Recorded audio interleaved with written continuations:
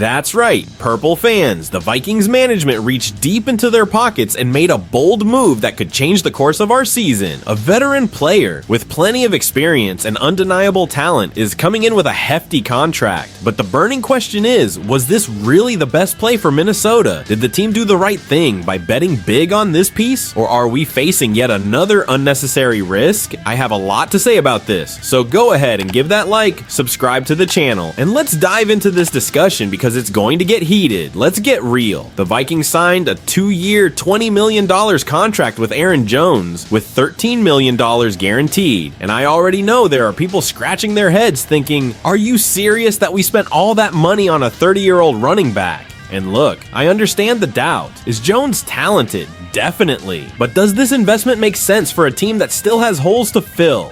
Now, here's the crux of the matter. The Vikings management believes that Jones has plenty of fuel left in the tank. In 2024, in Kevin O'Connell's scheme, the guy racked up 1,138 rushing yards and another 408 receiving, totaling 1,546 scrimmage yards. In other words, he was a monster on the field. Additionally, he led the team in yards after contact and broke 46 tackles during the season. Those numbers prove that he still has gas in the tank and can be a key piece in Minnesota's offense. However, and here comes the big but, his durability is still a concern. Jones has a history of injuries that can't be overlooked. With the Packers, he missed several games before coming to the Vikings, and even though he played all 18 games last season, he had to deal with a few injuries along the way. It's a risk, no denying that. But there is logic behind this move. The Vikings know they can't rely solely on Jones. The plan is to form a dynamic backfield with a young talent coming from the draft. And look, this year's running back class is deep. In other words, Minnesota can find an interesting name on the third day of the draft without needing to spend a high pick.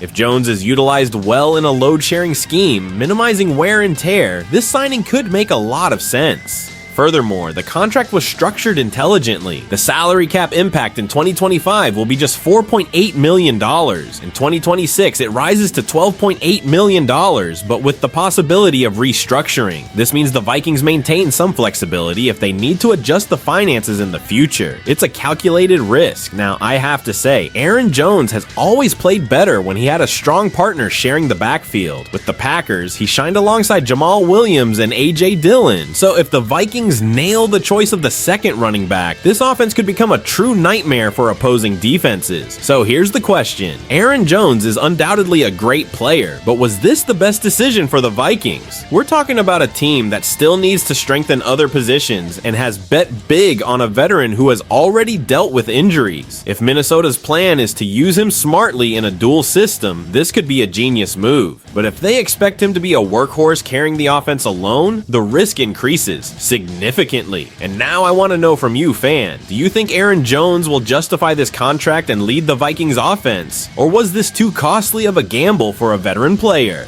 Leave your opinion in the comments. I want to see this debate heating up. And don't forget, if you like the content, hit that like button, subscribe to the channel, and turn on notifications so you don't miss anything about our Minnesota Vikings. Skol!